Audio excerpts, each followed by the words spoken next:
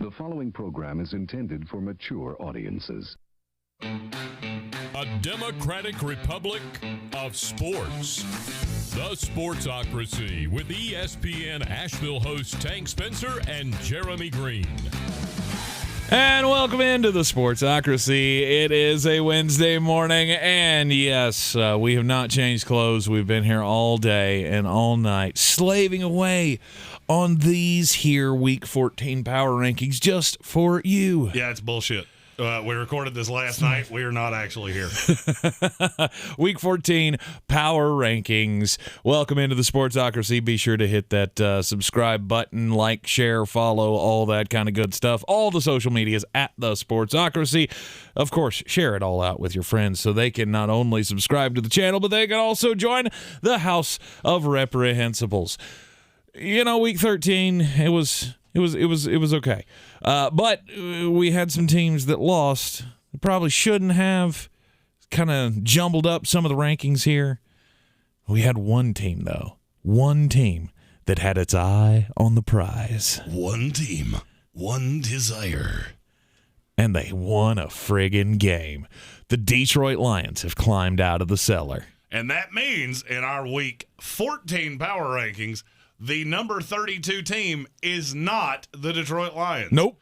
It is the Jacksonville Jaguars. Oh, those Jaguars. I am going to take issue with this because it should be the Houston Texans. You cannot give me a reason why the Houston Texans should not be this team. All right. After they just got spanked again. Well, I mean, so did the Jaguars. Yeah, but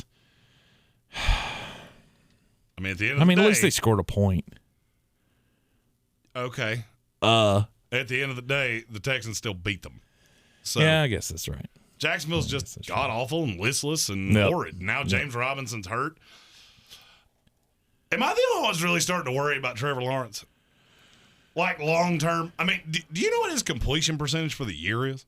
No. 58%. Okay. That's brutally bad. 9 touchdowns, 10 interceptions. That's brutally bad. Mm-hmm. He's on a brutally bad team, though. And I get that, but there's not even, like, signs of life with him. It's shocking to me how bad of a rookie year he's had. I expected it to be bad. Right. I don't know that I expected it to be this bad. I mean, would you feel better if he had a 2020 year? What do you mean? Like if he had 20 touchdowns, 20 interceptions, would you feel better about that? Honestly, yes. Or you would? I would. Okay. Because I feel like they're having to baby-proof this offense for him, and he's getting worse. I mean, as time goes on, he's actually getting worse. His quarterback rating, this is the most mind-boggling stat I think I've ever heard in my life. He has played in every game for the Jaguars this year. Okay. They're 2-10. Mm-hmm. All right, so he's played 12 games. How many games has he had a QBR above 40? Above 40. 4. 40 is fucking dreadful. I'm going with 4. It's 2. That's it. 2. Jesus. He had an 81.1 against Cincinnati, and he had a 64.3 against Miami. Other than that, he's been below 40 in every other game. He's been below 35 in every game since that Miami game but one. Yeah. And he was at 38.7 when they beat Buffalo. That's dreadfully bad. That's, like, historically bad for a guy that has played every game. Mm-hmm. Should you be worried about Trevor Lawrence in the long term, as long as Urban Meyer's his coach? And I'm not even sure it's just Urban Meyer. I'm not sure that there are not some deficiencies here that you're never going to get away from. He's being asked to do very little, like strikingly less than I would have thought from a number 1 overall pick. Right. And he's not even good at that. There's a lot of growth that's going to happen there. I mean, look, obviously he's going to get as much leash as any quarterback you'll ever see. Mm-hmm. But I have reservations that I didn't think I was going to have.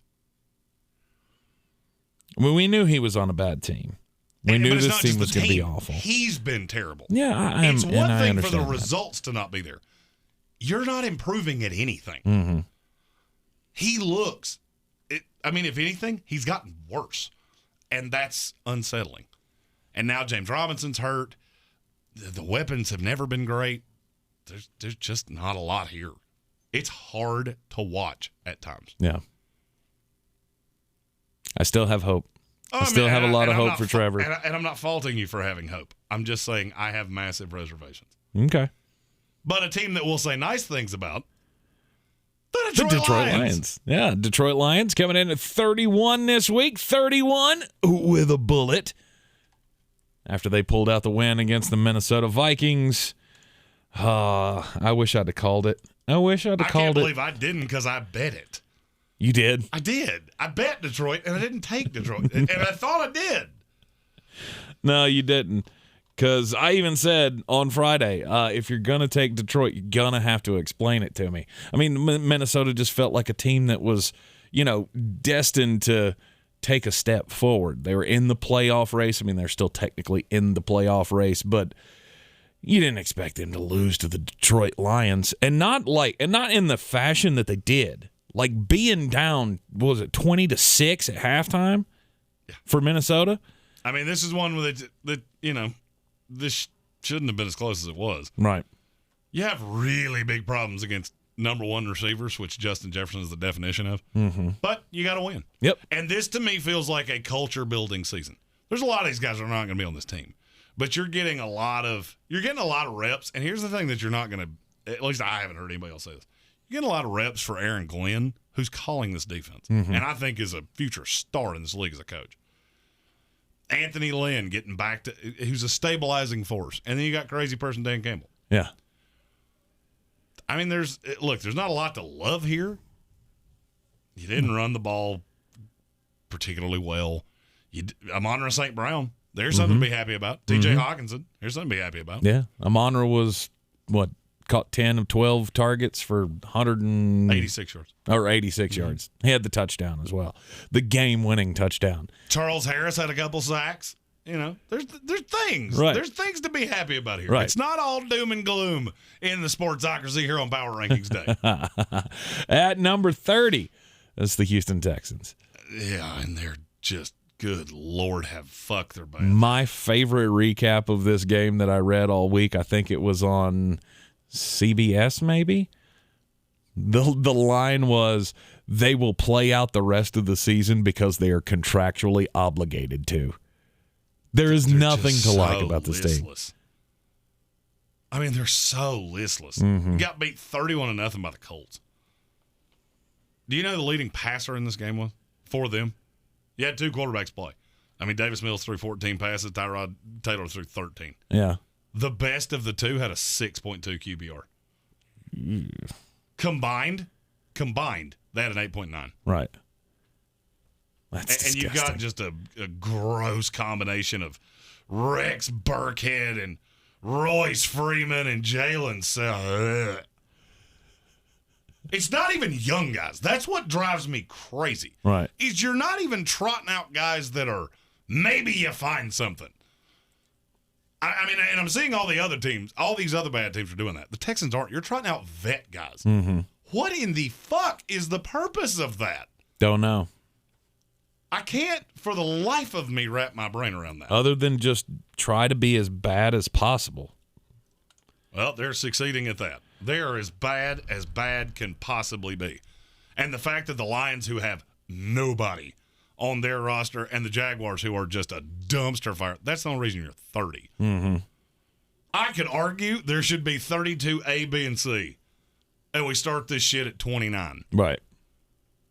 Speaking of number 29, number 29 this week is the New York Jets. Okay. There are at least things to be encouraged about. One of my favorite stats, the first game in NFL history since the Elias Sports Bureau was founded to have 3 touchdowns scored on the first 3 drives by both teams. It's the first time it's ever happened. Right. Problem is, Jets didn't score again. They have kicker issues. I mean, they have a lot of issues. Yeah, they have defensive issues. You just signed who? Eddie Pinheiro to come in and be your kicker? And brought back Matt, the Ayatollah of Amendola. Nice. Your team's bad. The problem is you do have the good thing is you do have building blocks. Yeah, Zach Wilson's getting better. Mm-hmm. Zach Wilson has looked like a competent NFL quarterback for 2 weeks. Elijah Moore is a dude. Yep. Losing Corey Davis, that sucks, but he'll be the 2 next year. Right. You didn't want to win games anyway. No. But I'm telling you, you just remember that I said this. Elijah Riley. He is a safety that has played, I think he started the last 2 games against the Texans and the Eagles. Mm-hmm. Dog. He is a dog. That is a long-time starter for this team. Everybody I know in that organization told me that. Now that I've watched 2 game films on him, I agree. You're 100% right. That is a future starter. I'm going to try to say something nice about every team. Okay. In the holiday spirit. I watched a Christmas movie last night, and I'll tell you about it later today. It's a new Jeremy Greene. I don't know if I'd go that far. At number 28. The Chicago Bears. Justin Fields might come back this week. And I'm going to be honest with you, I'm not sure they should. I'm not sure that if you're not going to fire Nagy and you're not going to okay, like cut the cord. I mean, this is be done with it already. Look, it's really hard for me to look at a team that was, I'm going to say, vaguely competitive. Mm-hmm. They stayed within a bit of Arizona. But what are you really supposed to be happy about? We had Andrew Dalton out there throwing touchdown passes to Jimmy Grant. I mean, there's just not a lot here. And now you don't have a first-round pick because of the Justin Fields deal. Mm-hmm. I mean, look, I've said I think he has gotten slightly better, and there are things to be encouraged about with him. Give me something to be encouraged about. I mean, Cole Kmet, maybe. Mm-hmm. David Montgomery, who might be the most inefficient running back I've ever seen. Mm-hmm. Darnell Mooney. You got defensive pieces. I mean, but he's inconsistent. Fuck, he had 5 catches for 27 yards in this game. Whoop-de-doo. He's good, though, when Justin's there. I feel like his game splits have to be drastically different. They're better. But, I mean, at the end of the day, he's a 2. Mm-hmm. I mean, okay, so you've got a 2. You still don't have a guy. No. Allen Robinson should be the guy. That's one of the things that's the most unsettling to me about Justin Fields is that you can't find a way to get Allen Robinson involved. Mm-hmm. That's a damning indictment on either Matt Nagy or Justin Fields. But is it all on the game plan, or is it maybe Allen Robinson he ain't there this year? I mean, he came back, signed the franchise tag, but I mean, have you felt like you got his best this year? I get that they've had quarterback problems, well, I mean, but he's never been this bad. Well, I mean, he hadn't played in a month. So, right. You know, it's not a recent thing. It's just that's what's bothering me, is that Allen Robinson's been good with every quarterback he's ever played for. Indeed. Including in the shitty Blake Bortles Jacksonville Jaguars days. Mm-hmm. He had 339 yards all year. He had 30 receptions all year. His catch rate is 60%. That's brutally bad for a player that's good. Mm-hmm. I feel like he knows. He knows this is done. He didn't want to be back in the first place. He didn't want to play under the franchise tag. But this is a contract year. You're not going to mail this in a contract year. That doesn't make any sense. It's not on Allen Robinson. Yeah. I just pull the fucking cord on the Matt Nagy thing. Good God, we don't fire coaches in season. Yeah, you don't win Super Bowls either. So, tough shit. Yeah, I guess it's time for a change. Right. Maybe we need to shake up the way we do things. Yeah, maybe you should stop doing things this way because you've pretty well sucked for the better part of 30 years. So, maybe it's time to fire a coach in season. Chicago Bears at number 28. At number 27 is the New York Giants, who will be starting Jake Fromm at quarterback this week. Hey, that's going to be fun. Not only do you have the injury, guys, this will be a hoot. Mike Glennon got concussed in the last game, so now they're down to the guy they signed 2 weeks ago off of Buffalo's practice squad. Jake Fromm, the guy famously once said had $1 million brain and a 10-cent arm. Yep. The worst workout I have ever seen at the combine. I think if you pitted us against each other of who could throw a football further, I think I would win. Are you shocked that David Gettleman still has a job right 100%. now? I am too. I thought that they would have pulled the plug on this weeks ago. Oh, but we can't fire somebody in season. I'm going back to the same thing that I said with Chicago Bears. Oh, can't fire a guy in season. No, you chose to pin all your offensive problems on Jason Garrett. Which is I still maintain is dumb to dumb. But there'll be a new GM. There'll probably be a new head coach for the New York Giants. Saquon Barkley. He ain't it. I'm starting to think that he's never going to be there. He ain't it. I mean, he was fine. I mean, it's a mixture of problems. One, the line sucks. Mm-hmm. Two, I can't really figure out. I mean, he tries to do too much. He can't take singles. Somebody asked me this question on Twitter about 2 weeks ago, and I still don't have a good answer. Okay. If he was a free agent right now, what kind of deal would he get? $7.5 million. I'm at 8. Okay. I'm at 3 for 24. I can't get away from it. Right.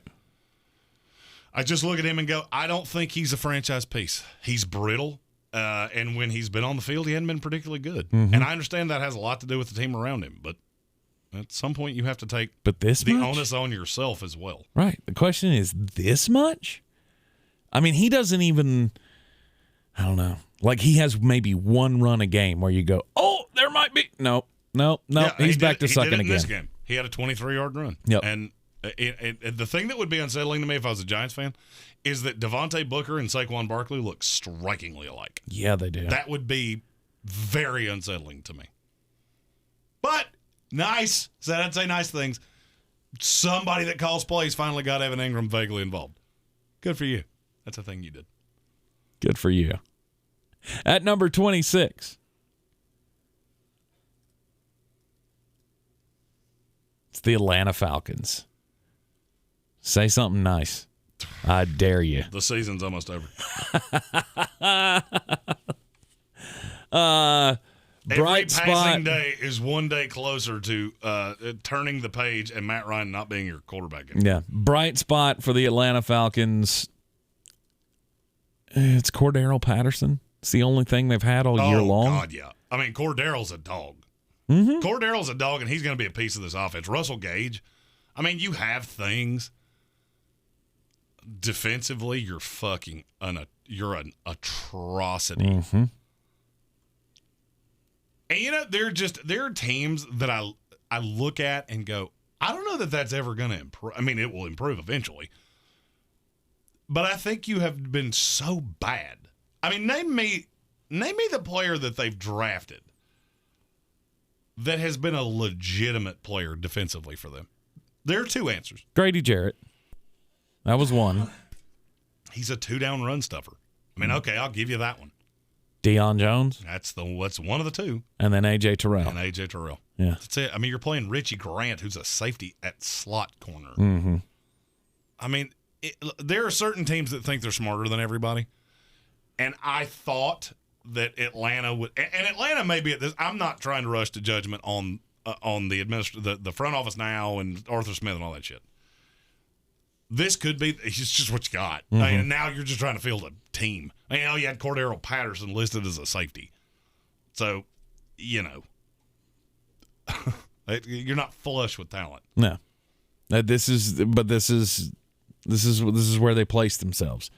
You wish that Calvin Ridley could come back to this team. We don't know what his situation is, but I don't know what hopefully, it is, and I'm not going to speculate on it. No, I don't want to speculate. I'm just saying that's one piece that you thought you were going to have this year that you don't. And so this offense may have been better. It might have been good enough to get you two more wins on the season. Yeah, it's at the end of the day, you run a playoff team. On the bright side, the whole division outside of one team sucks, and their quarterback is 9,000 years old. Mm-hmm. So I said I'd say something nice. So you think there's a door opening for the Atlanta Falcons? That's about the best I got. Is okay. If you outdraft the completely cap-strapped New Orleans Saints, yep. Kyle Trask doesn't work out as a replacement to Brady, and Carolina still struggles to find a quarterback, then there's a path to you being the best team in this division 2 years from now. Mm-hmm. But that's probably the best I can say. I'd agree. Number 25, it's the Carolina Panthers. Hey, you remember those nice things? You remember those nice things I just said about the Falcons? Uh-huh. That's all you got for the Panthers. Again, this is the worst division in the NFL. And I would argue it's the worst division in the NFL by a whole bunch. Mm-hmm. Yeah, you're worse than the NFC East. Oh, yeah. By like a lot. That's because they only have one New York Giants and we have 3. Yes. I mean, Carolina, at the end of the day, the end of this season is going to be, god-awful ugly. Mm-hmm. Now, you play the Falcons this week. For your sake, I hope you win it. Because if you don't, you're going to lose out. And you're going to go 5-12. And I'm not sure that you're not going to, because I don't know that you can stop them routinely enough to deal with the fact that I don't know that you can pick apart this defense. Oh, but Cam had a bye week. And? Yeah. You also, in a bye week that you lost your offensive coordinator. So things are already going to be a little haywire as far as the offense goes. I still don't understand the Joe Brady firing. Like, what was the purpose in that? I think he has to get out. And maybe he did. Maybe he just wanted to be freed up so he can go see what this, what this college coaching carousel is all about. See if he can get one of these big jobs. Yeah. Otherwise, I just want to be freed up so when Zach Taylor gets fired or Matt Nagy gets fired or Mike Zimmer gets fired, I'm the first one they're going to call. I just, for the sake of Panther fans, I really hope this narrative that the reason that they let him go was because Matt Rule wanted to run 30 to 33 times a game.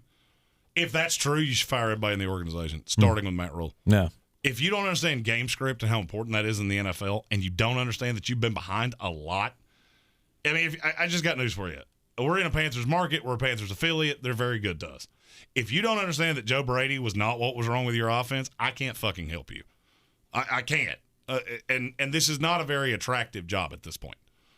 So don't be shocked if it's some retread or, I mean, you're not getting the hot young coordinator like a Mike Kafka or somebody like that. Mm-hmm. They ain't interested. They're not tying their coaching aspirations to Cam Newton or Sam Darnold or P.J. Walker or whatever it is you're going to do. There would be one quarterback.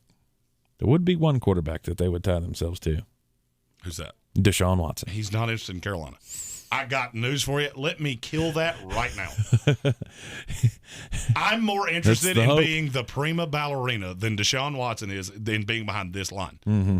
You've waited this long. Why would you settle for Carolina? You ain't going to fix that line in a year. I get it. But that's going to be the hope.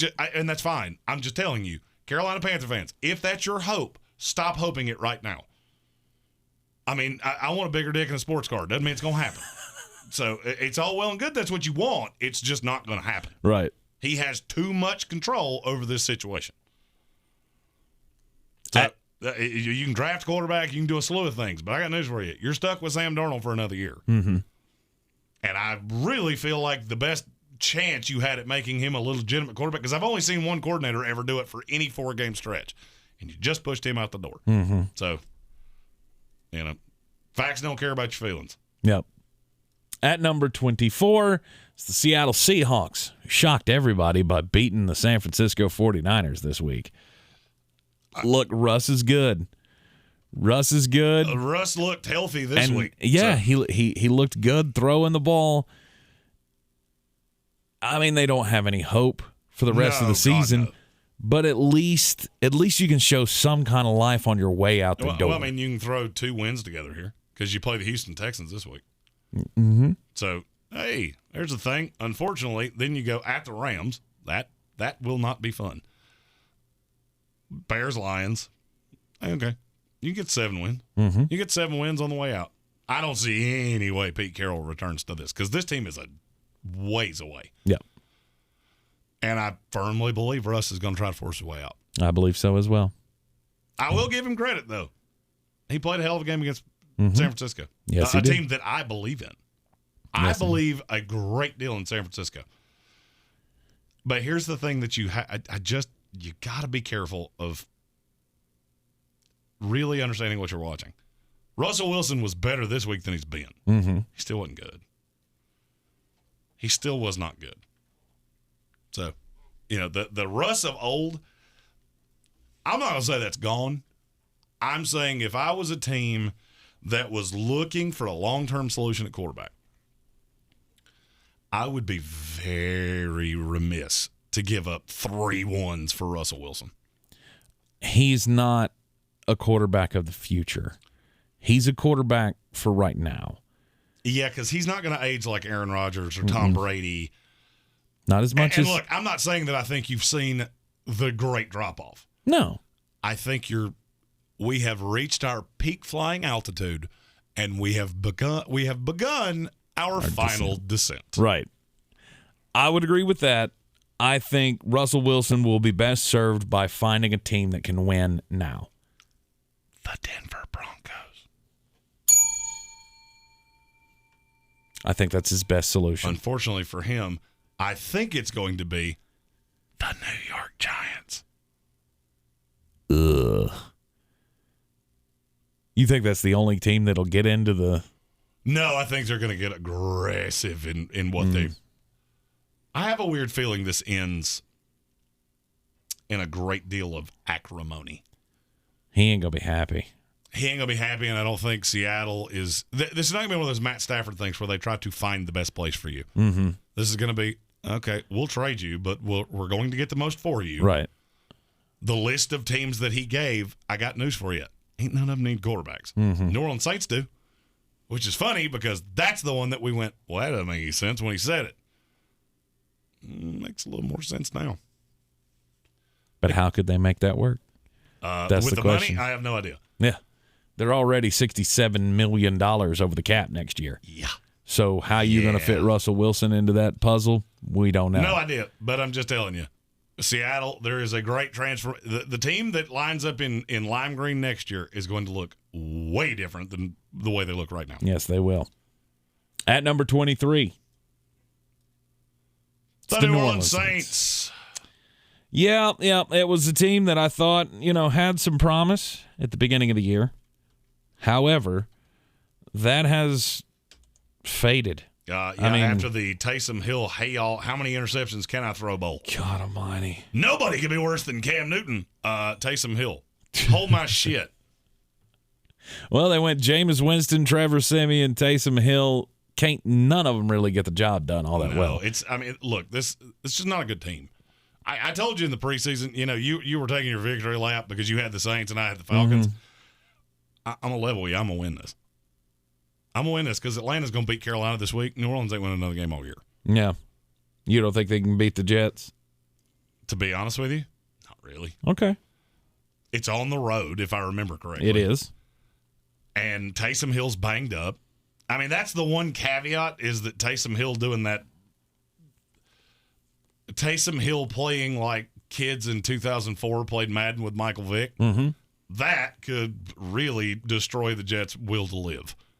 Well, especially when you get down to the end of the schedule, you're going to have back-to-back weeks against the Panthers and the Falcons. None of them teams want to win games. So that's going to be fun to see just how much effort's thrown into the end of the season for all these teams. Yeah, but you got a young coach in Arthur Smith and a coach that I think will be fighting for his job in Matt Rule. Yeah. They're going to have a hell of a lot more to play for than you are. Plus, I just think this team is terrible. Mm-hmm. This offense is borderline impossible. Well, they just lost Deontay Harris. Deontay Harris just got suspended. There's not a lot to like here. I'll be honest with you, it's a credit to Sean Payton that you have 5 wins. Yep. Because most other coaches, this team would be, 2-10. Mm-hmm. I mean, they would be Jaguar bad. There are parts of this roster that are Jaguar bad. All right, let's get into the middle tier of the NFL at number 22. T-Dot and T-Dot. The Philadelphia Eagles at 22. This is a team that took a great drop. Why? Because I've seen damn near everything I need to see. Mm-hmm. And I'll level you. My feeling on the Saints right now, it all ties back to one name. Nick Sirianni.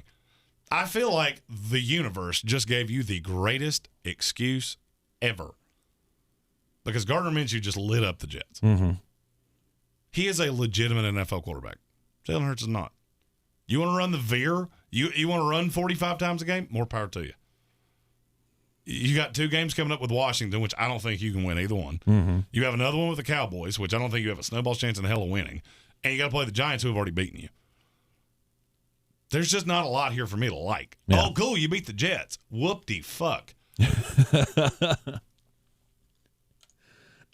The fact that you just immediately, there's no quarterback controversy here. Well, There should be. do you know what Gardner Minshew's QBR was against the Jets? 78. He got it damn near on the nose. A 78.3. Nice. That's a very high-level quarterback. Mm-hmm. Very efficient with the ball. Still ran the ball a lot. Got Dallas Goedert involved. I would argue that's probably the best game of Dallas Goedert's career. Mm-hmm. If it's not, I don't remember one better. And you've got the investment in Goddard. I mean, I'm looking back through game logs. He's had – how many 100-yard games do you think Dallas Goedert has had in his career? In his career? Mm-hmm. 3. You're too high. 2? It's 2. Okay. And one of them, he had 101 yards. Mm-hmm. It's a guy you just invested in. He looked awful comfortable with Gardner Minshew. Now, I understand it was against the Jets. I fully understand that. Mm-hmm. It's also the first 2 touchdown game of his career. And they do get 2 with the Washington football team. One against the Giants, one against the Cowboys to close out the season. I still feel like this is a team that can make a push for a playoff spot. I don't. I think you get into this with I'll level with you. I said it after or before the Jets game. Mm-hmm. Or after the Giants game, before the Jets game. Enjoy this win against the Jets because you ain't getting another one. I think this team will go 6-11. At best, you'll go 7-10 because you'll steal one of these games. You might get that Giants game because it's in Philadelphia. Just because of all the injuries? The injuries don't help. And because the other teams are better than you? This is exactly what we said about Mac Jones in New England in the win apocalypse in Buffalo. I know exactly what you're doing. There's not a whole lot of element of surprise here. Mm-hmm.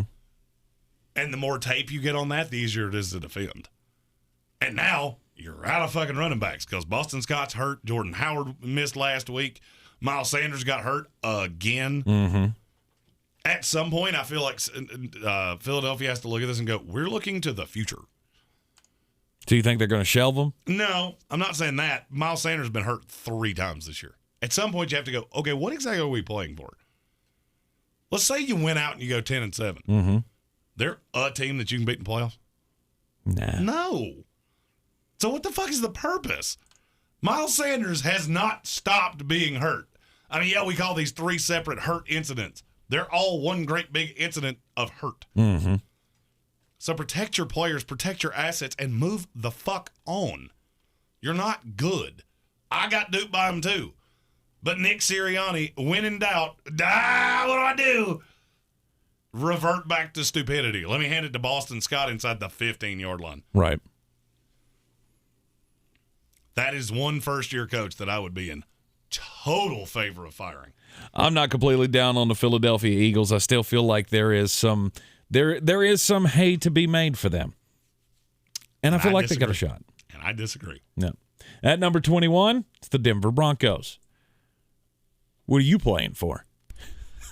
Denver? Look, Denver can't score. I mean, one of the big issues with Denver is you can't score points. Mm-hmm. I felt like they played reasonably well against Kansas City. But you can't score. And so it gets to a point of, okay, Teddy Bridgewater is the ultimate stopgap quarterback. Mm-hmm. I feel like they're looking at the rest of the season going, God bless, can we end this? Get rid of Fangio. This job is super attractive to an offensive coach, and the defense is pretty damn good. Now, you got pieces on that defense are – I mean, you held Pat Mahomes to just over 50% just over a 50% completion percentage. Yep. They are loaded with young guys. And Javonte Williams is he's the dog. Guy. He's the guy. I told you that in the draft process, and if anything, I'm more dogmatic now than I was before. He's gonna be the guy that gets the big second contract from the Denver Broncos. I think I do. I think he's going to be an elite running back in this league. Because he can do it all. He can break big runs. He can bowl up the middle, even though that's not his strong suit. And he can catch passes, and once he gets the ball in his hands in open space, he is elusive as fuck. Yep. That guy's he's the guy. There ain't no doubt about it. They've got their future running back. They got their future wide receivers. The one thing missing is the quarterback. And you're going to have a lot of potential options because this will be an attractive place. Yep. And this Russell is where Wilson I think will want to go there. This Aaron is where Rodgers. I think the hot shot offensive coordinator. This is the job they want. Mm-hmm. Whoever that is, whoever tickles your fancy. Joe Brady. Okay. I think he's going to be a college offensive coordinator, but Really? yeah, I didn't think he had any interest in that, but I think he's figured out he's going to have to repair his image. Mm-hmm. Oregon. Just remember I said that. Okay. Yep. New coach, new quarterback, George Payton, doing great things for the Denver Broncos. Just you got nothing left for this year. Yep. At number 20, the Cleveland Browns. You still have Baker Mayfield, so you still suck. But But we're you looking suck less than many of the other teams that also suck. right, but here's the thing. You got to be looking at next year. This year's gone. There's nothing you're going to do at the end of this season that is going to repair the damage that has been done. You're just not that good. No. And now coming off a bye, you got to play the Ravens, who are coming off a divisional loss. Then you have to play the Raiders, at the Packers, at the Steelers, and the Bengals. There ain't a whole lot to be hunky-spunky about here. Nope. It's another disappointing year. And this will be the year that drives Baker Mayfield out of town. I mean, you've kicked in the fifth year, so he will be there next year. But you're not committing to him. No. I don't think there's any way you can. There's been talk of him losing the locker room. There's been that's the loudest bad team I've ever seen. Yeah. Do you not? Legitimately, that is the loudest bad locker room I have ever seen. Yeah. Do you not find it odd that everybody in that organization seemingly, or people connected to them, seemingly have something to say about the quarterback? That tells you everything you need to know. Right.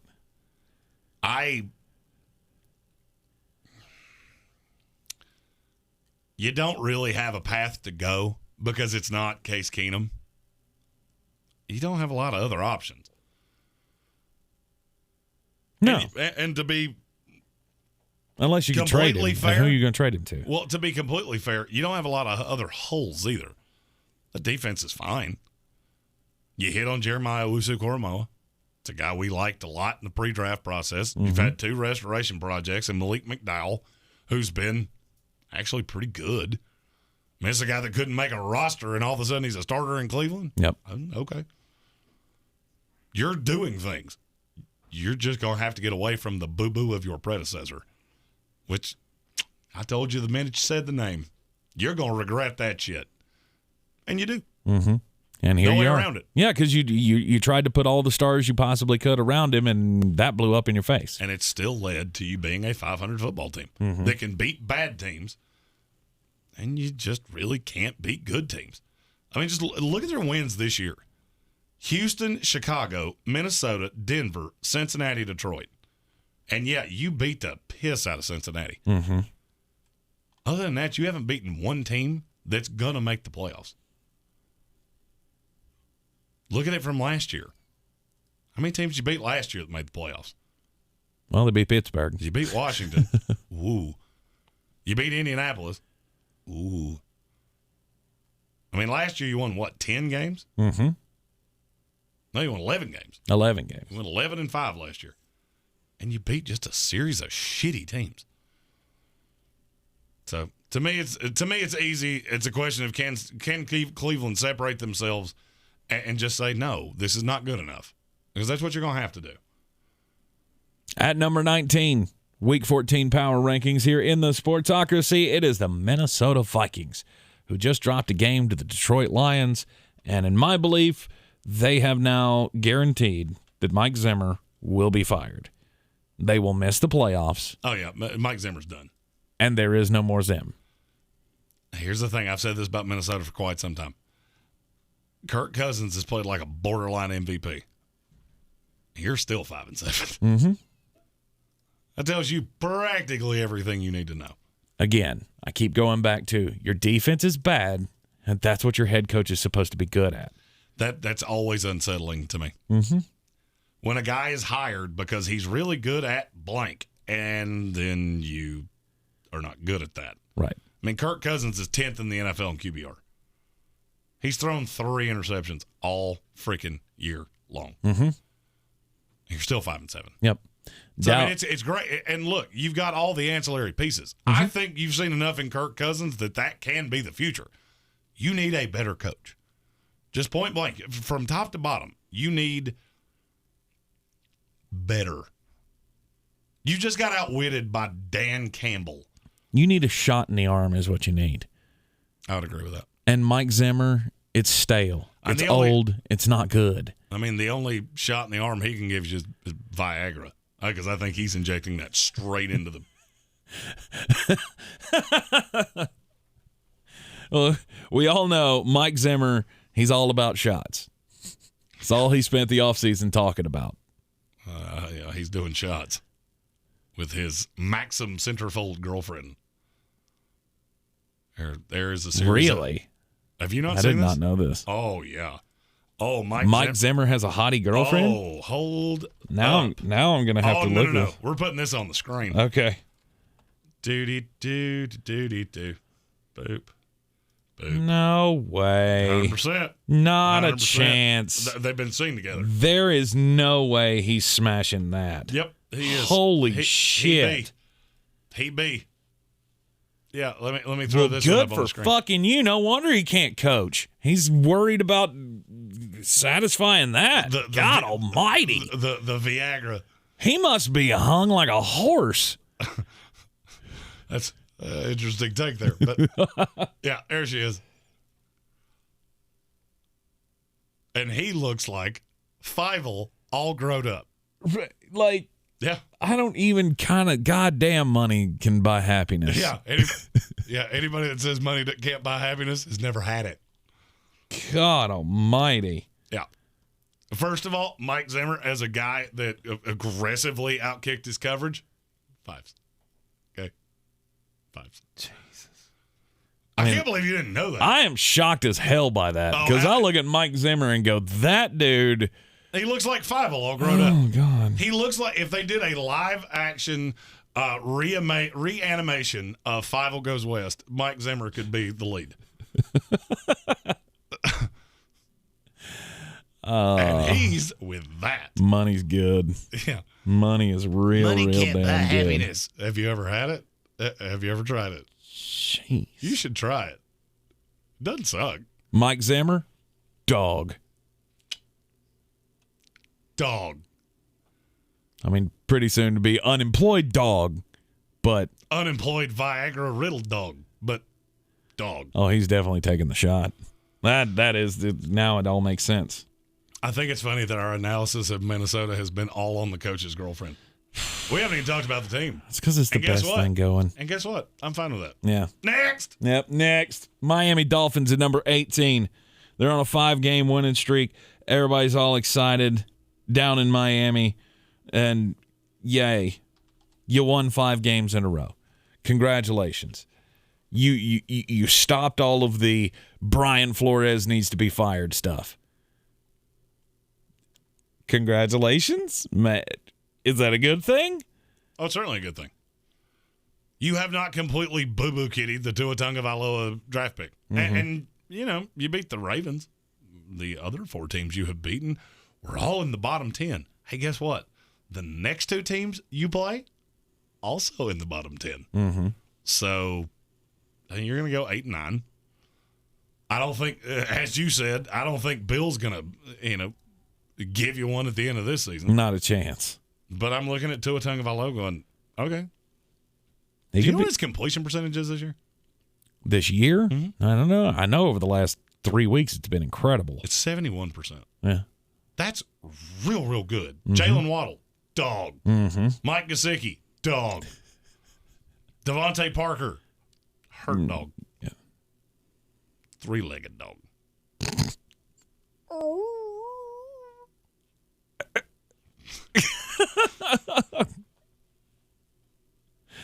You know what you do need? Running back. A running back. You need a running back.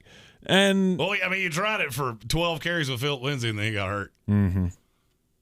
Oopsie poopsie. Yeah, this is a team that really needs to invest in a running back. Yeah. Saquon Barkley.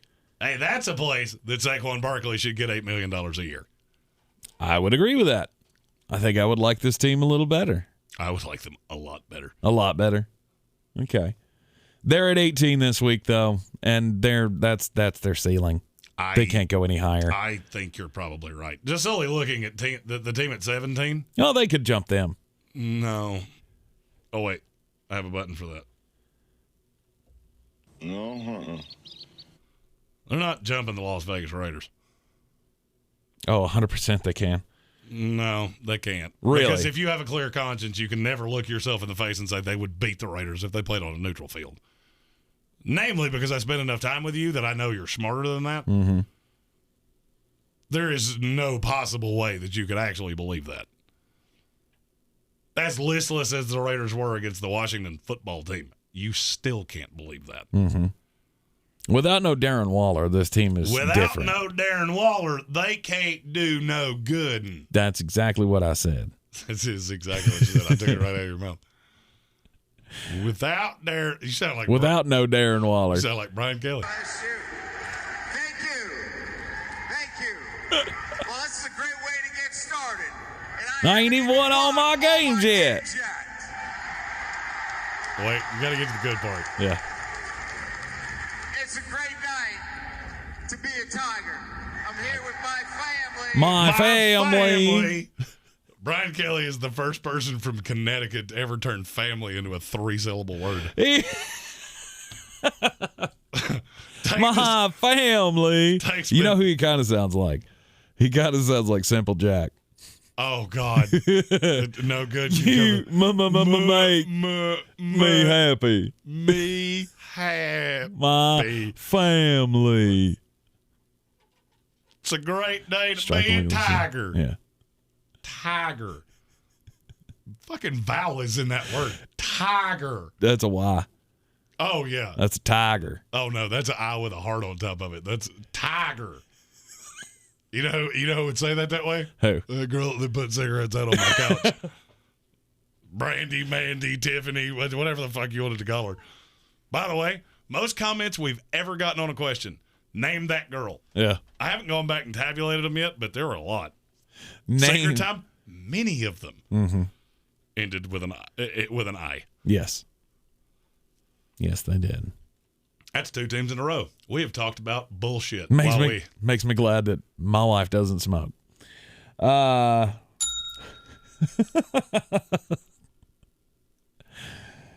love you, Andy. I really do. You better. A-N-D-I. At least you didn't say Andy. Andy. All right, let's move on. Top of the league, number 16.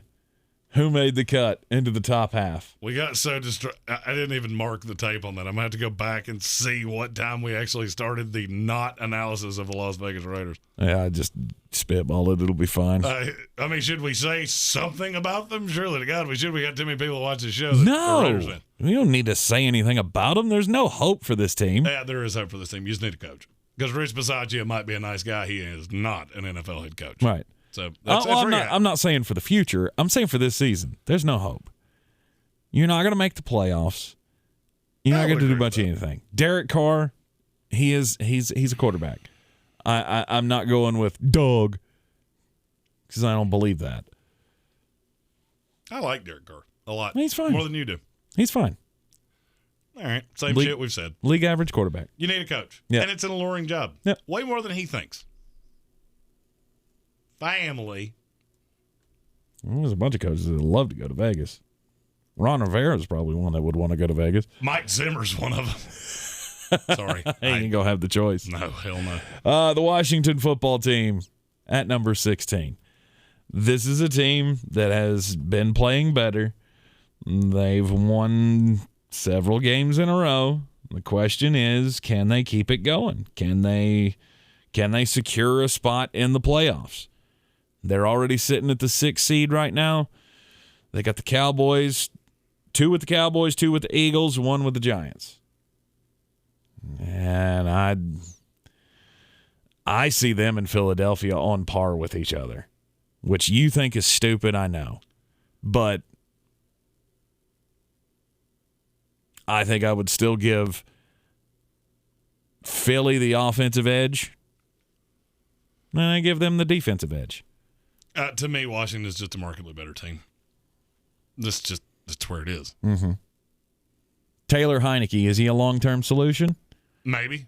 I wouldn't have said that 3 or 4 weeks ago. I'll say it now. I still don't think so. I still don't think he's a long-term solution. He's fine for now, but he needs to be your backup next year. I mean, you're paying him so little that you can. He hasn't. This team has draft a quarterback written all over it. Right. He hasn't done anything.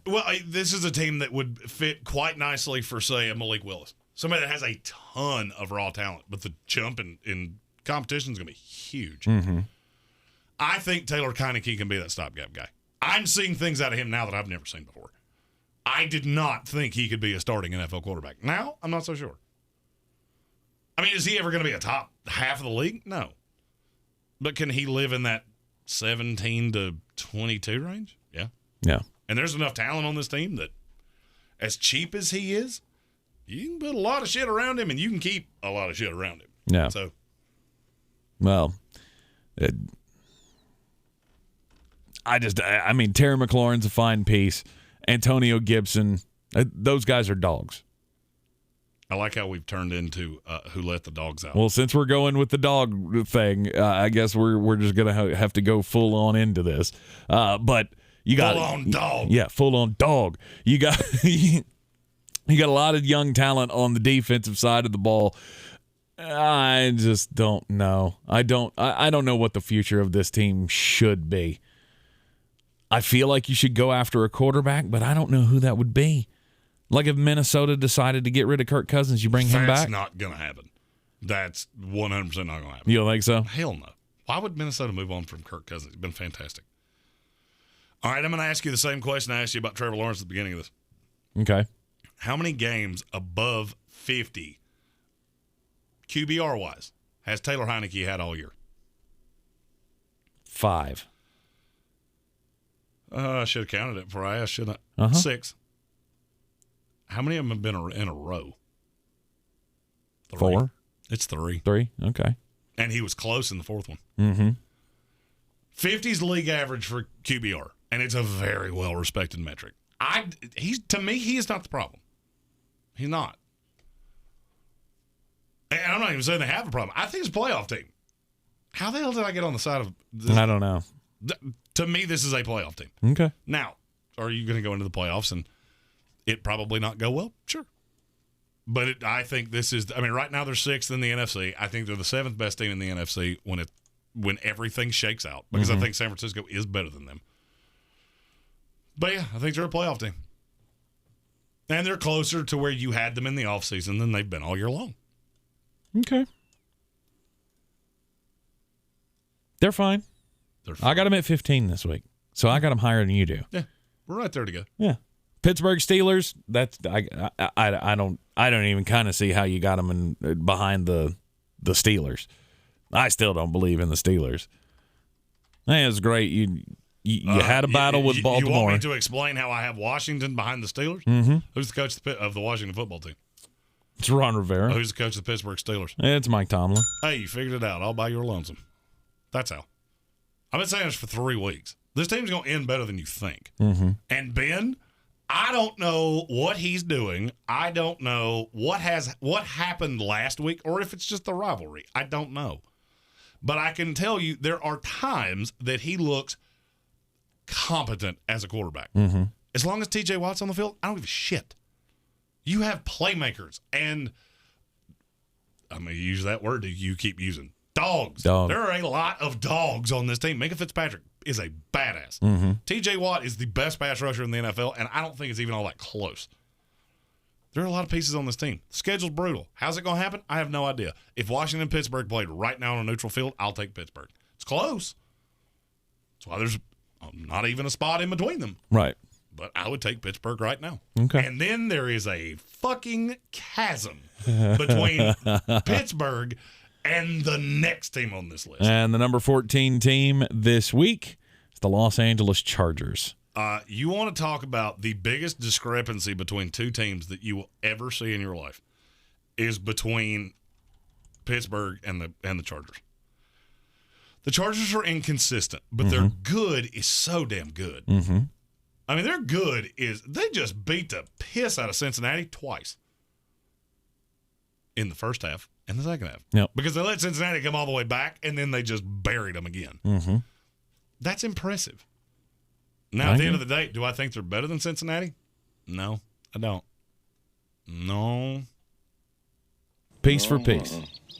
Piece for piece. Let's go. Joe Burrow, Justin Herbert. Which side you taking? It's close as fuck. Yeah, it is. I would literally in my quarterback rankings, which we do before the season, next year I will have them bing, bing. Mm-hmm. There will not be a spot in between them. Yeah. I think I'd take Joe Burrow. I think I would take Herbert, but good. Oh, boy, it's close. Joe Mixon, Austin Eckler. Joe Mixon, I wouldn't think about it twice. I agree. Number one receiver, would I rather have Jamar Chase or Keenan Allen? Jamar Chase. CJ Uzomah or the slew of tight ends that they have? I'll take the grab bag.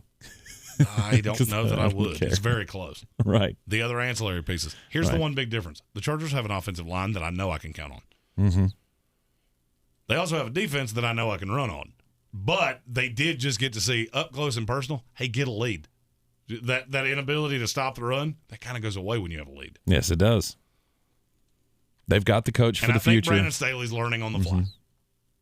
I don't necessarily think he was 100% ready for this job. I think you hired him quickly because, he had dinner with Sean McVay one time. Mm-hmm. And that's what we do. But at the end of the day, I think he's a good coach. I think it's a good team. I think it's a playoff team. I think it is as well. Now, when you get into the playoffs and you have to go to New England or to Tennessee or to Kansas City or to, who did I forget? Baltimore or Cincinnati, whoever wins that division. Am I going to like you then? No, probably not. But I think you took a step, and what I saw you do to Cincinnati tells me that you took a step, and it wasn't a step too fast. Mm-hmm. That's where you are. You are the 14th best team in the league. Yes. And if you look at the rankings as you go, you can only see one team on this graphic. All right? The San Francisco 49ers in front of you. They're inconsistent too. If you flip-flop those teams, you're not going to get any pushback from me. There's one difference. I get Kyle Shanahan, you get Brandon Staley. Mm-hmm. In a close game, I trust that more because he's slightly more innovative. Well, you and I are in lockstep on 13 and 14. It's exactly where I had both of these teams. San Francisco, to me, you got anything else to say about Los Angeles? No, I don't. All right, San Francisco, you just hurt, and you live hurt, and you're going to be hurt You're getting forever. to a point with San Francisco that I can't figure out why that is. Right, is it something with the medical staff? Accident. One year's a fluke. This third year of this. Yeah. Is this strength and conditioning? Is this medical staff? Is this just, I don't know. Are you just fucking cursed by the gods? Did you build your practice facility on an old ancient Indian burial ground? Right. I don't even kind of understand, how these guys are always going down. But Deebo Samuel's hurt again. He'll be back in a couple of weeks. Hopefully everything will be fine. But it's almost like with this team, I'm waiting for the next shoe to drop. Do you realize how many guys they have that are hurt? No. Your starting right tackle, your swing lineman, your fourth and fifth receivers, three of your four running backs are hurt, not out hurt, but hurt. Mm-hmm. 3 defensive linemen, 3 linebackers, 5 members of the secondary. Mm-hmm. That is a shit load. This team at full strength is in the top 8. Problem is, I don't think you're going to be at full strength anytime soon. Agreed. Getting Deebo back probably puts you in the top 10. I just hope you don't wind up having to go to Tampa Bay. If they play, or I'll give you an example. If this team got healthy, just the guys that are not on IR could come back and be healthy for the first round of the playoffs, and they played at the Dallas Cowboys, that would be one of the hardest games to bet of my entire life. Mm-hmm. Because I can tell you what the line would be. It would lay on 4.5, and I would sit there and stare at it for a week and go, I don't know what I want to do here. No. Because the best of San Francisco beats Dallas. Best of Dallas, though. No. But I would say best against best. I think the best of San Francisco is better than anything I've seen from Dallas. Okay. Problem is that the median goes to Dallas 100 times out of 100. The worst of San Francisco is not going to make the playoffs. Right. The worst I've seen from Dallas is the 4 in the NFC. Right. So that's where San Francisco becomes a difficult read for me. I know what you can be. I've seen it. And then you lose to the fucking Seahawks. Like, I understand that game was on the road. That team is terrible. That defense is terrible. And I understand you're hurt and you're missing pieces. It's the Seahawks. Yep. Should have won that game. Shouldn't have been behind the way you were. And that's chasing that's points at the end. This will be one of those years. All right, just look at what San Francisco has done over the course of 12 games. All right, you lost to the Packers in a super close game. You lost to the Seahawks twice. You lost to the Cardinals, you lost to the Colts. Or you lost to the Cardinals twice, you lost to the Colts. Cardinals once, you lost with Trey Lance. You've beaten the Lions and the Eagles. You've beaten the Bears, the Vikings, and the Jaguars. Those are not good teams. None of them. No. None of them are good teams. No. If you take away the Rams game, this team becomes very difficult to like. But then you go to the Rams game and go, that's your good. Your good is you embarrassed what I think to be one of the handful of best teams in the NFL in prime time. But then you get into but they didn't have Robert Woods. So how good is that team? This is the reason that I can never play the transitive property. People do that and go, oh, well, Team A beat Team B and Team B beat Team C, so Team C's better than You can't do that because there's too many outlying factors. Like I said, the good of San Francisco is elite. The healthy good of San Francisco. But does it give you a lot of hope when they have to face the Bengals and the Titans and the Rams on the road still? Every week we declare a game that will tell us more than any other game on the schedule. And that's it this week. And to me, it's not even close. Yep. You're right. You're right. The Bengals were in a pivotal game last week with the Chargers, and they find themselves in another one this week with the San Francisco 49ers. Because San Francisco is going to tell me more than any other game on this slate, and it's not even close. If San Francisco can beat them thoroughly, then I'm probably going to change my mind more on the Bengals than I will on the 49ers, because I already believe that the 49ers are pretty good. I mean, I believe the Bengals are good too. I don't know that I'm going to change my mind on the negative side. Okay. These are two teams coming off two bad losses. Whoever can rally, I'm going to be markedly impressed with. Whoever loses, okay, now you're starting the slide. Still think you probably make the playoffs, but now I'm getting less sure that you could actually beat a team in the playoffs. Right. Well, this will get a win this week will get San Francisco into my top 10 probably. I would probably agree with that. At number 12. Pew! The Cincinnati Bengals. Weird. We were just talking about this team. We talked a little bit about this team when we talked about the Chargers as well. I mean, you talk about all the pieces. They've got it all, except for what? A linebacker?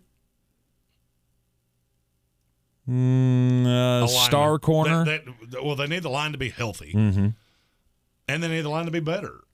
I mean, you're still missing that same piece I told you in the offseason. The difference is that where we were wrong on Cincinnati is that the skill position guys are so good that they're overlapping the fact that their coach is a dipshit. Mm-hmm. And I got news for you. You ain't never going to convince me on that. You've gotten me this far. Take the win. All right? Because you ain't going to convince me Zach Taylor is anything more than a mediocre NFL offensive coordinator. Because that's what I believe him to be. Right. This team's very, very good. Mm-hmm. And this is a team, we were talking about the Chargers earlier, that they took a step, and it wasn't a step too quick. I don't think the Cincinnati Bengals took a step too quick. I think they took 3 steps, and they're way better than we could have ever imagined. Agreed. Now it's a question of you're trying to slot where they are in the world. This is your first time playing meaningful games like this.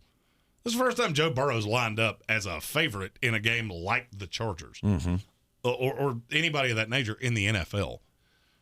You're trying to run at times before you walk. That Chargers game looked like a team that's trying to run before they walk. Mm-hmm.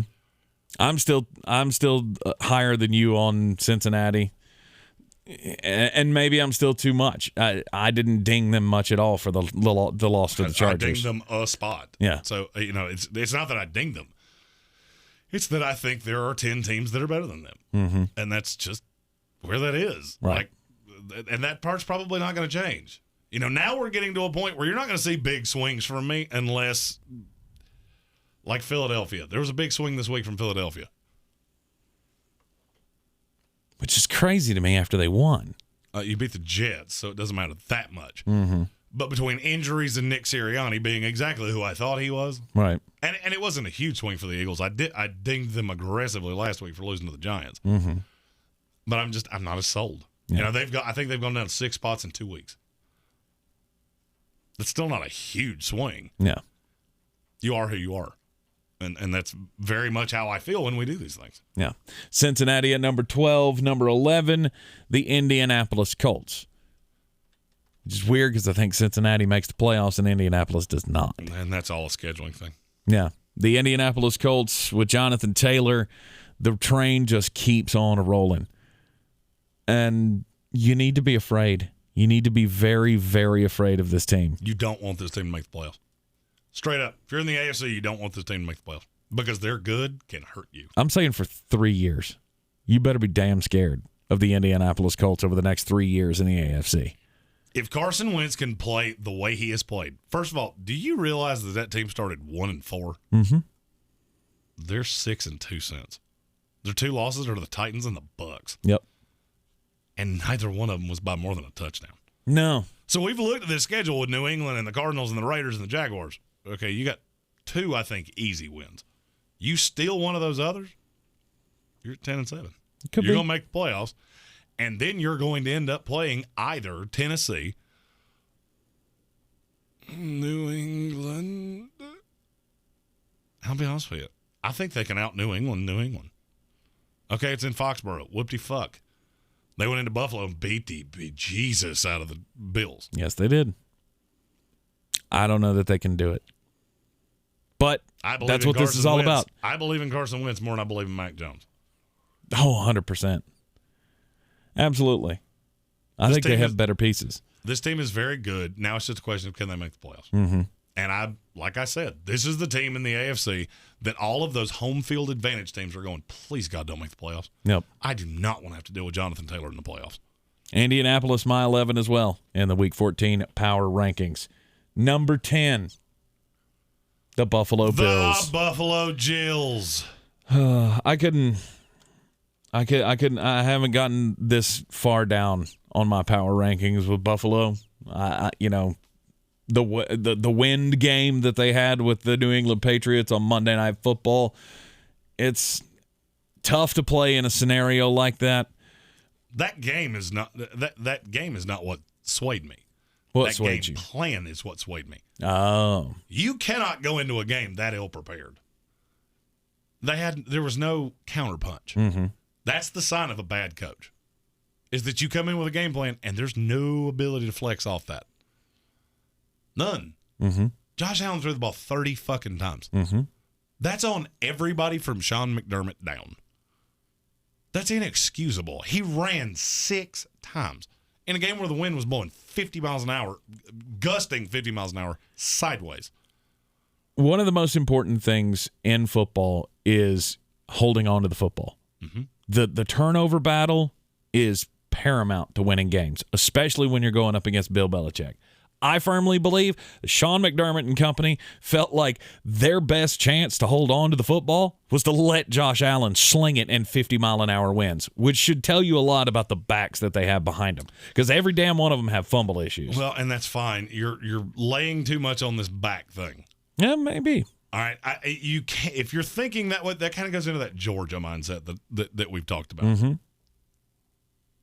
If you go in thinking you're going to lose a game, don't do it. God, you're gonna. Damn it.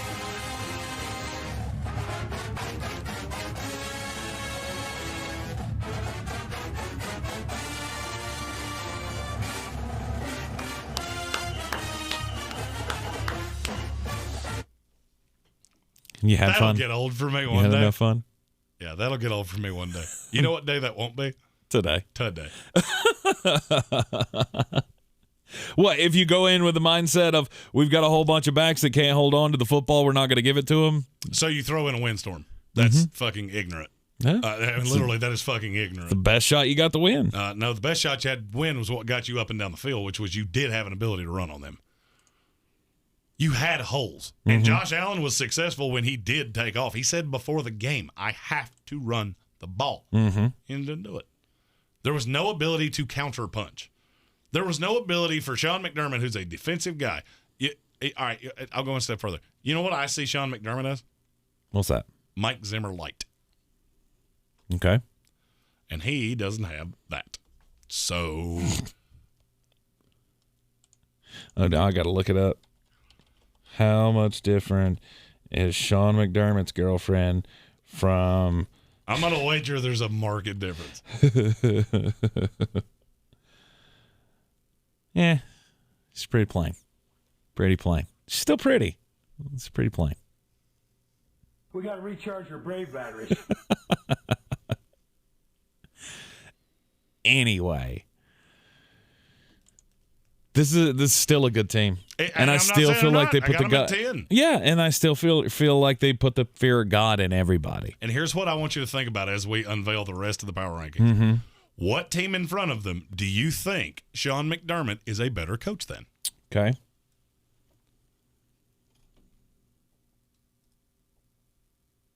Well, I only have one choice. I only have Mike Vrabel. I said as we unveil it. Oh. I like how you just I thought you were going to unveil it. Would you say, No. as we unveil it, what are the options? This is when you pull open the curtain. Genius. There's 3 more slides. So, I can't show them all at the same time. That would be rather difficult. Okay.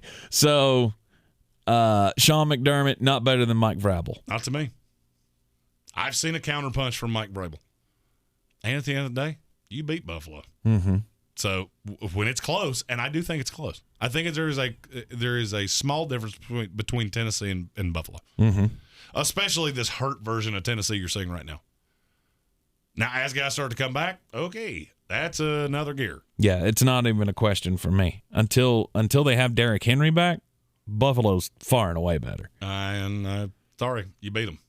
You beat them, and I think talent for talent, you're close right now.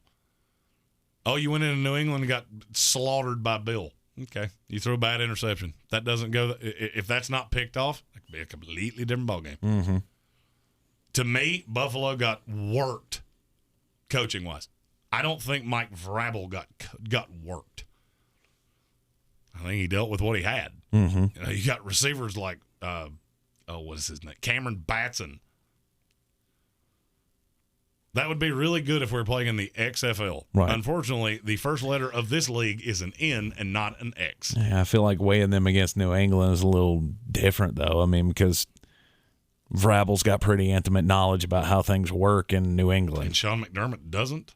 He's been in the division for multiple years. Yeah, I'm just saying. Well, I mean, he's a little closer.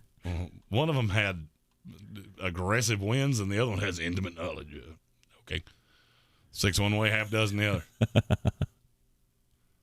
Okay. I still think the Tennessee Titans are very good. I just have them at 9, and I want to see what they are when they get healthy. Yeah. They're going to be much better, obviously, when they get healthy. Julio Jones coming back from IR, that's the first step. Yep. Then you get A.J. Brown back. Then hopefully when the playoffs start, you get Derrick Henry back. I've been very, very impressed with the defense this year. They've been much better than I thought they were. Agreed. At number 8, the Baltimore Ravens. All right, think about that thing I said about – all right, so you got 3 more now. Well, no. There you go. Yeah. 3. It's going to be a real hard struggle for you to tell me any of those are not better than Sean McDermott. Oh, I'm not even going to try. There you go. Not even going to try. So at number 8, the Baltimore Ravens. Yeah, I mean, you lose to the Pittsburgh Steelers. It's a tough divisional game. We knew that was going to be the case. I feel You like are a Stephen Tao told us this. Mm-hmm. And obviously I can't comment on this, but I guarantee he's probably watching this, and he's going to say, you're right, I said this.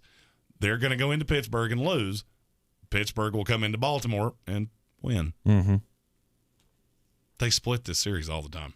I think he said that backwards, but that Baltimore would win in Pittsburgh and Pittsburgh would win in Baltimore. Yeah. It is what it is. Baltimore is devastated by injuries. That's the problem. And a lot of them, they're not coming back. No.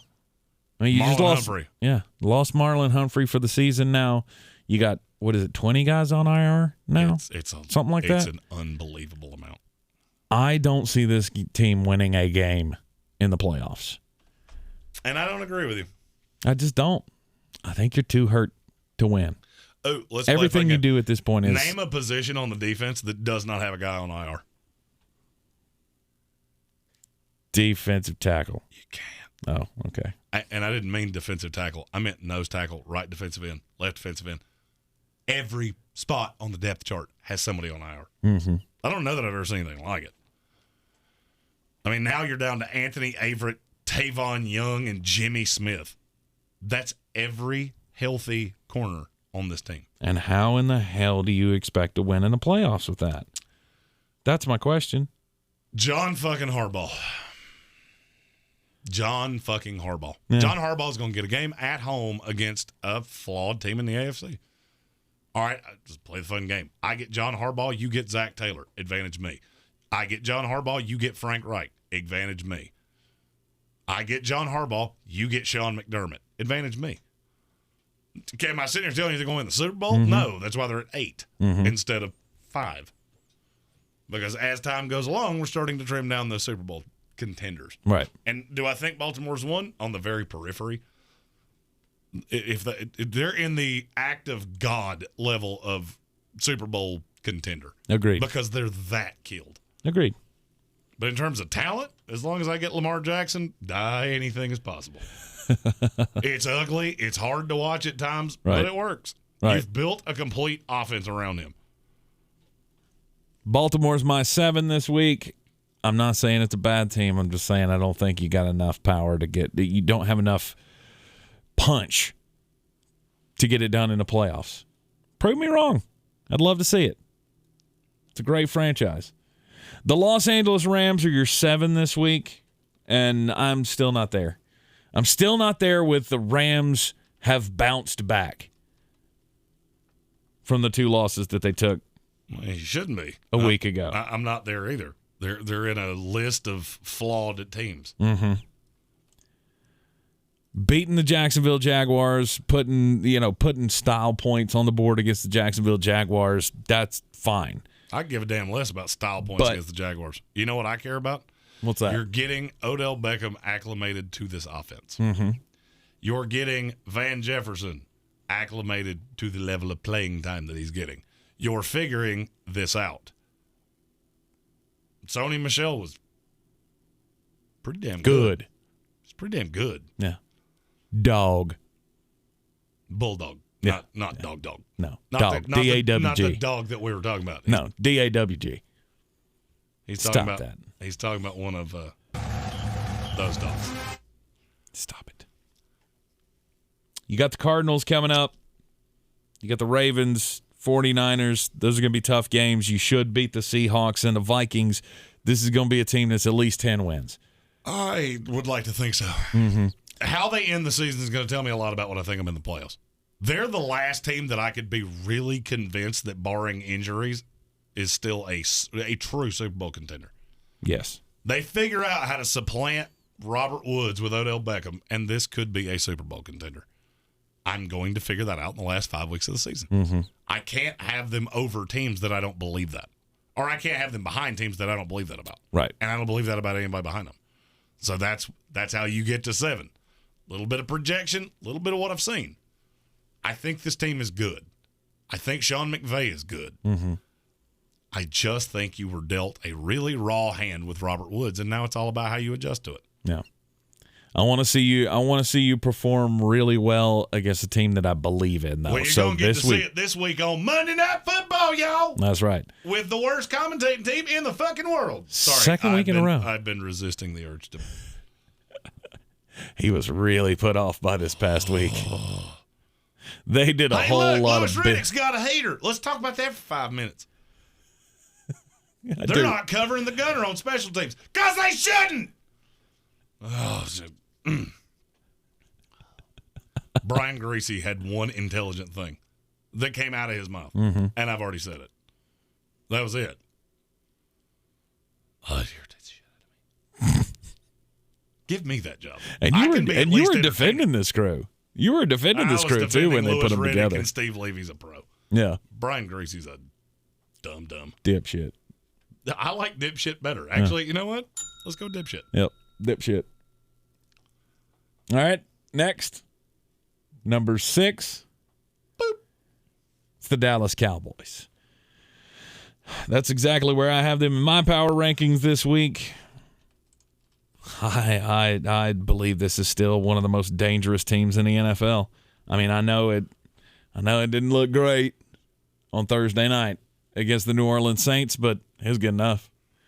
It was good enough, and I'm telling you, Tony Pollard, he's the future. He is the future of this Dallas running game.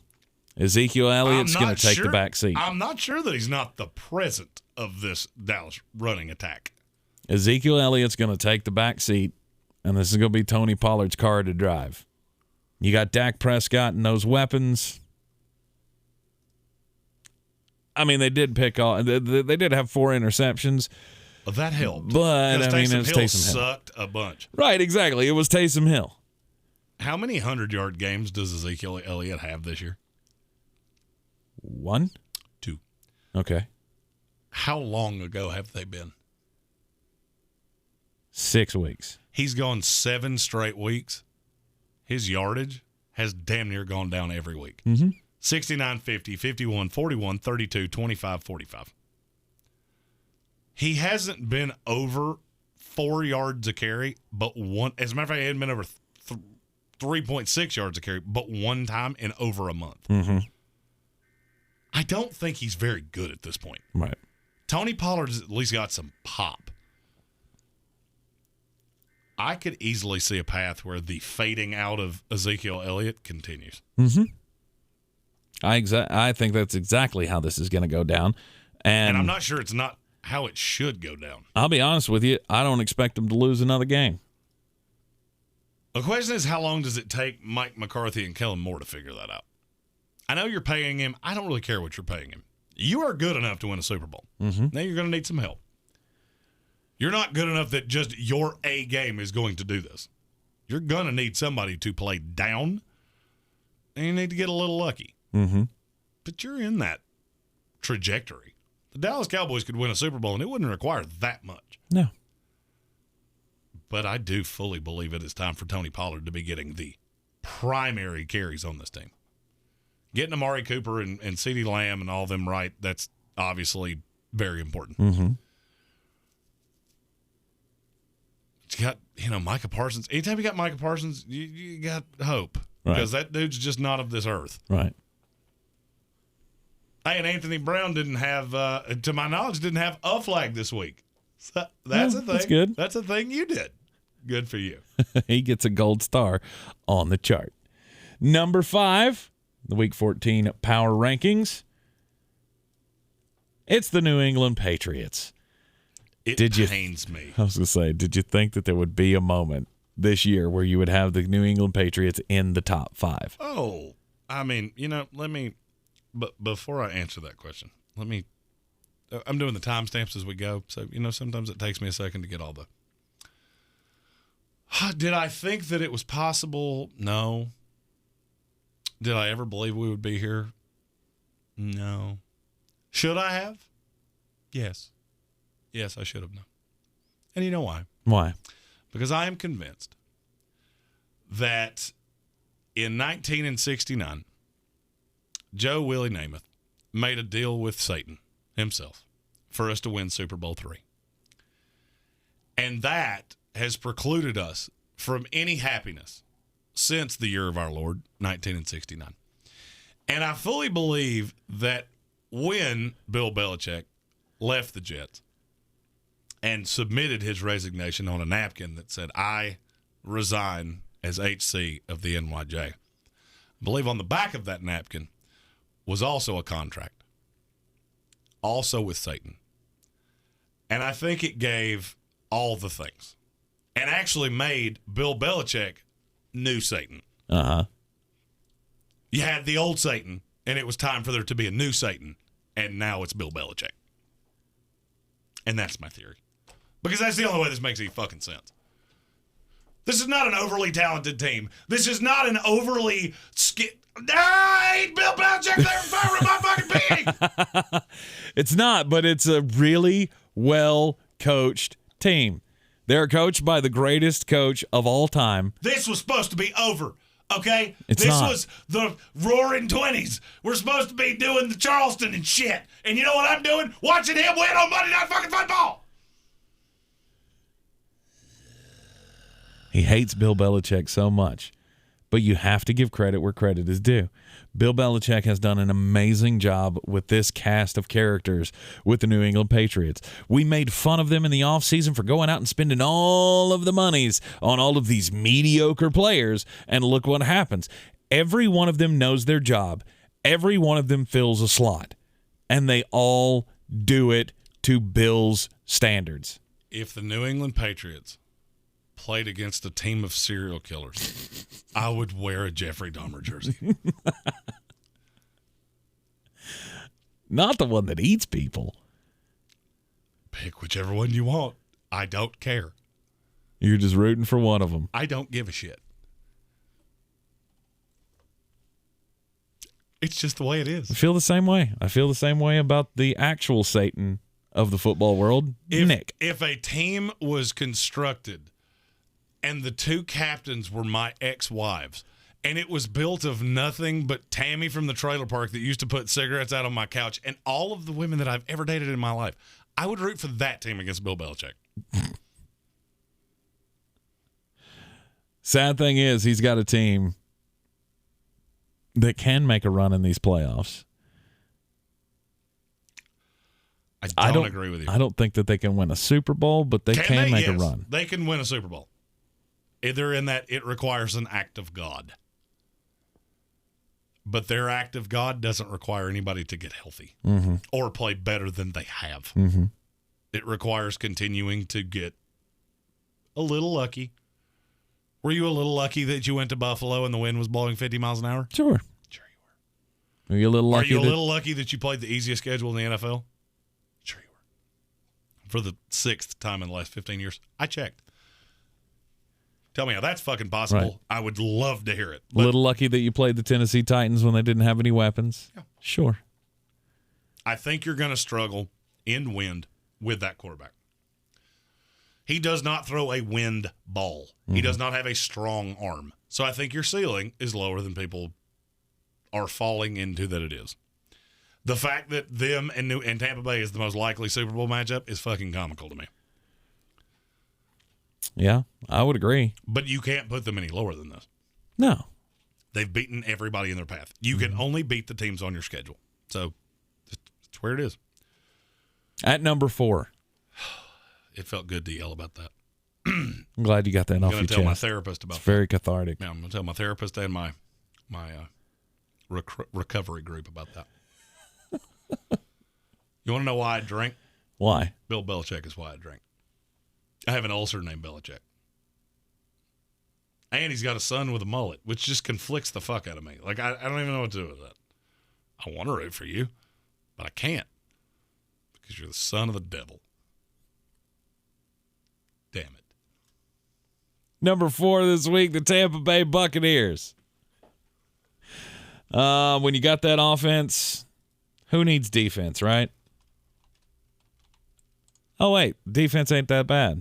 It ain't that good either. This is a team that's, I'm just saying. It ain't that good. I mean, I know, you look. You beat the Atlanta You beat Falcons. the Atlanta Falcons. Woohoo, Whoopee. good for you. Oh, wait. Let's ask Joe Exotic what he thinks about that. Who the fuck cares? You beat the Atlanta Falcons. Who cares?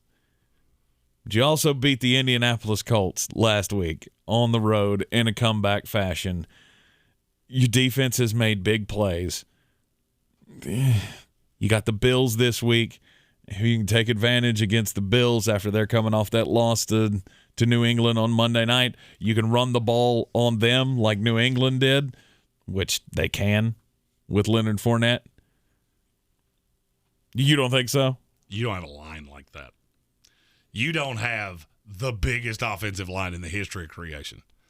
So that's going to change a little bit. Mm-hmm. Plus, I think you've gotten a little big for your swashbuckler britches with how good Leonard Fournette is. It's pretty good. Pretty good. Let's just better than anything you could have imagined when he came to Tampa. Not really. Really? He's pretty much the same guy he was in Jacksonville. Now he can catch. Now he's not the focal point. Mm-hmm. But be really honest with yourself. Take out that Colts win. Mm-hmm. How many wins do you have that are really impressive? Not It's the many. problem I have with Tampa Bay.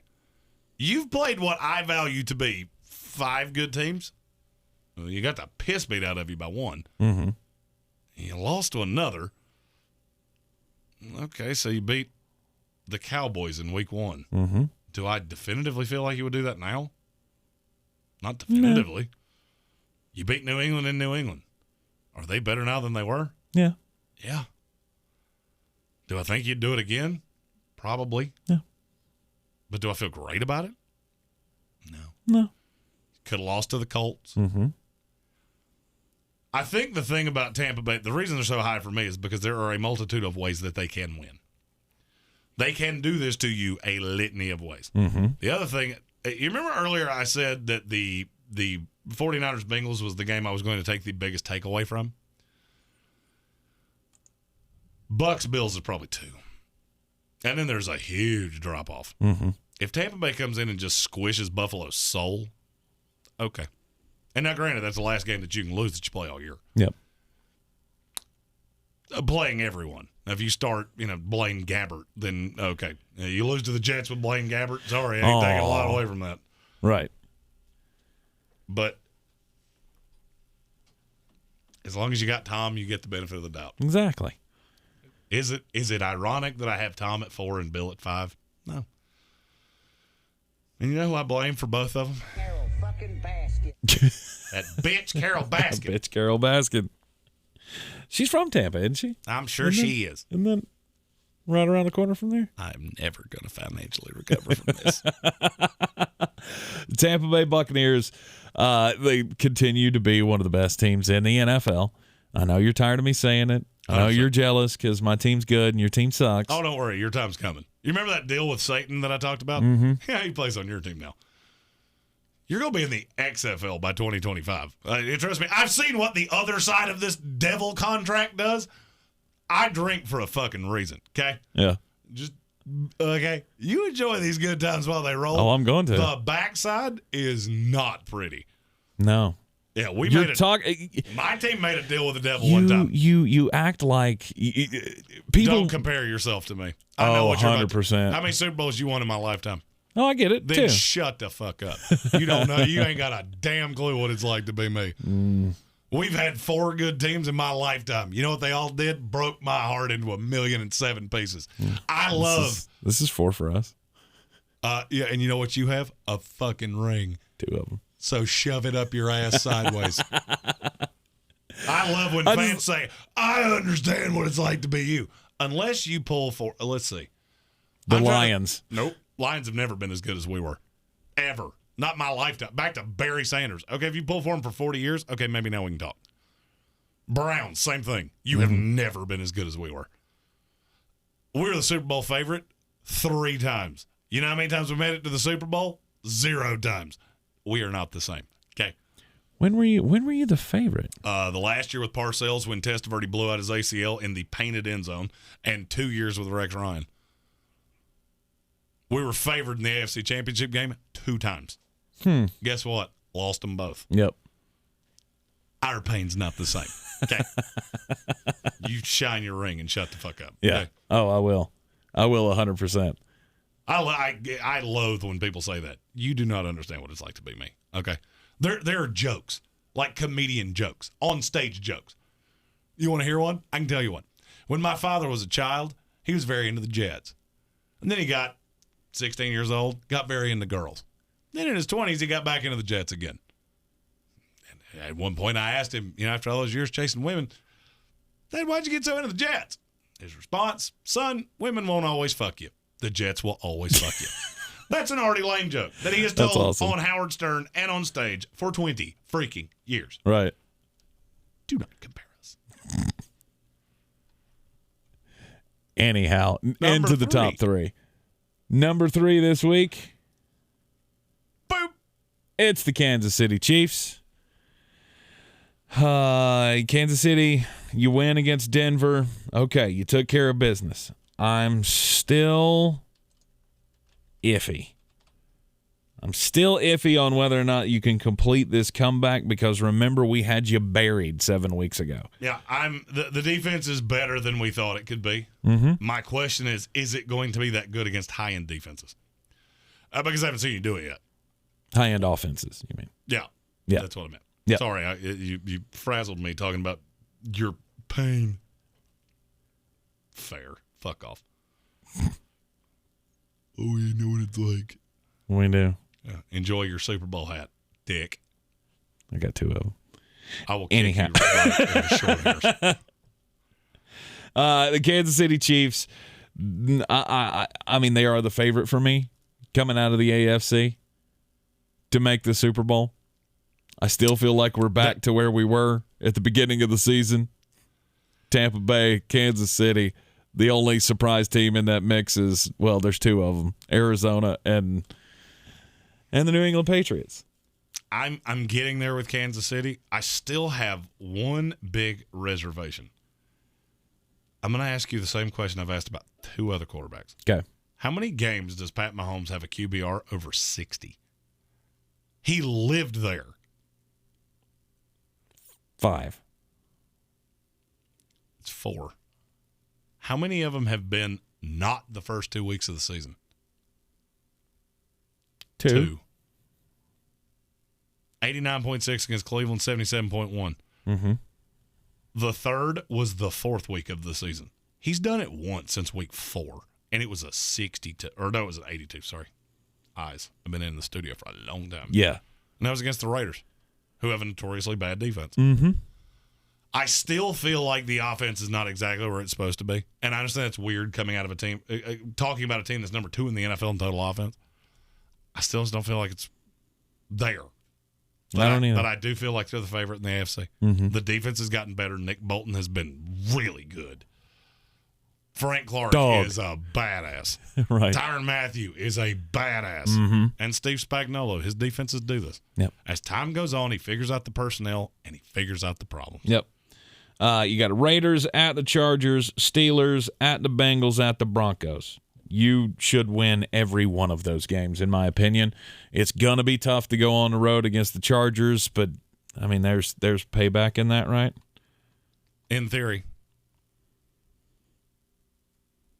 And so I think they are going to have it turned up to 11. This is the spinal tap of the NFL now. They got it turned up to 11, and they're not looking back. I will not be surprised to see them at the top of the power rankings going into the playoffs. Well, I will be nominally surprised. Solely because of, and now we can do 1 and 2 together because both these teams are on buys this week. Yeah. The Green Bay Packers and the Arizona Cardinals. Oh, wait, the Cardinals are on a buy this week. I drank too much. It's been a long day. I've got these teams lumped in together. So. Yeah, it's been a long day. If you're just joining us, we are recorded from the night before. That's why we're still wearing the same clothes from yesterday's show. And if you hadn't said that, no one would have noticed. Yeah, they would. We said it at the beginning of the show. No, I mean, if you hadn't said it at the beginning of the show.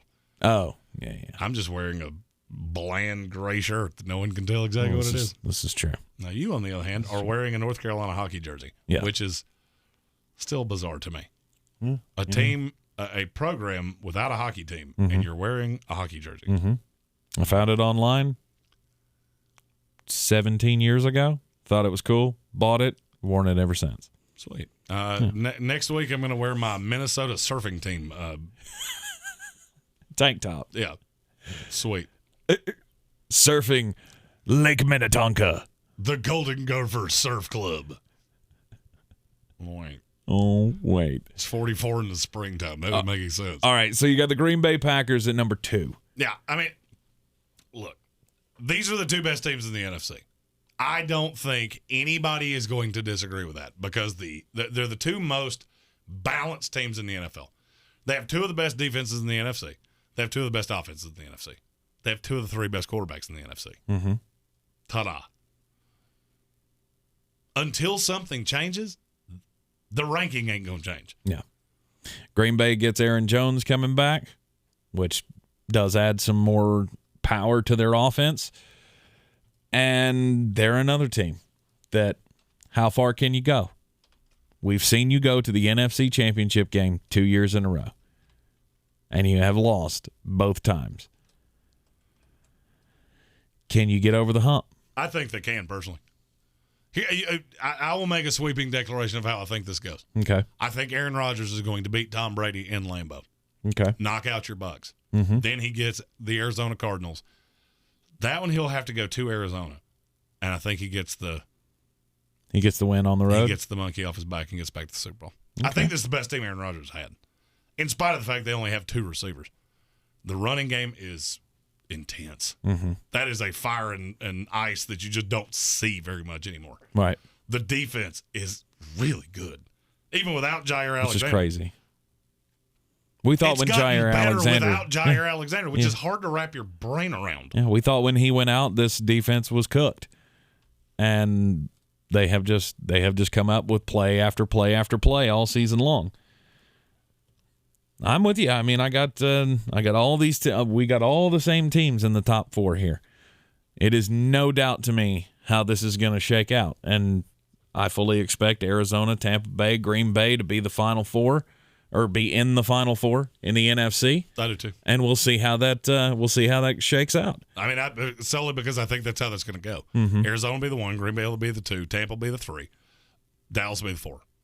Arizona beats Dallas, Green Bay beats Tampa Bay, T-Daw. Which means none of those things are going to happen because that makes like if I was putting a percentage on that, I would say it's 75% right now. Which it's 2021.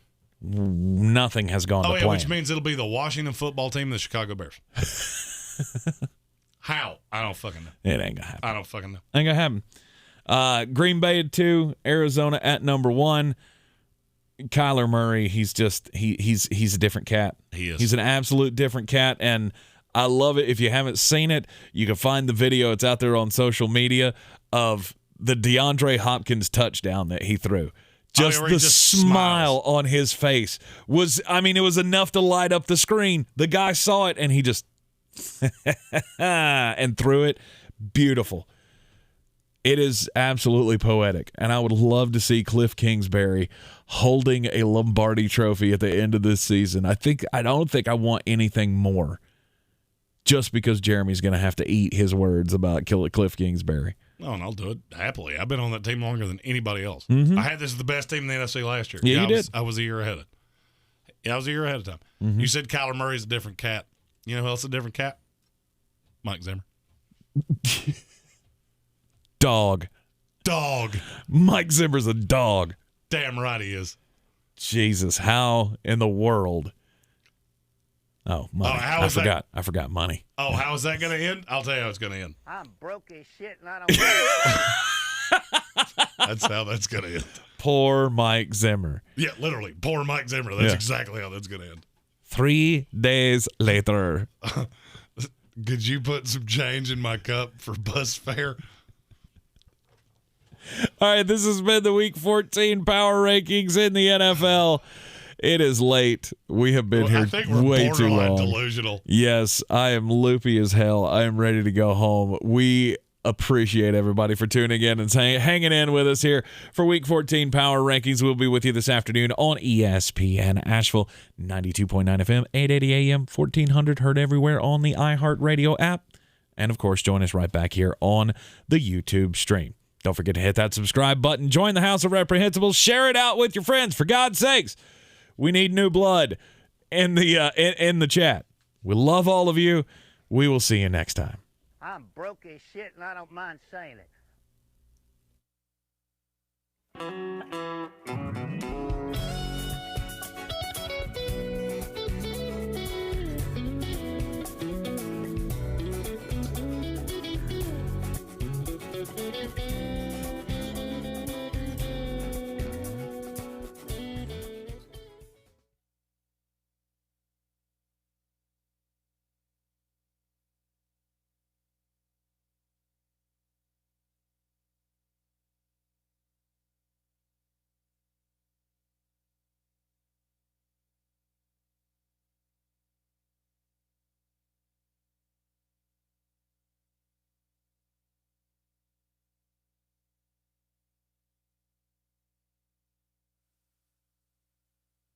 Wow, winning.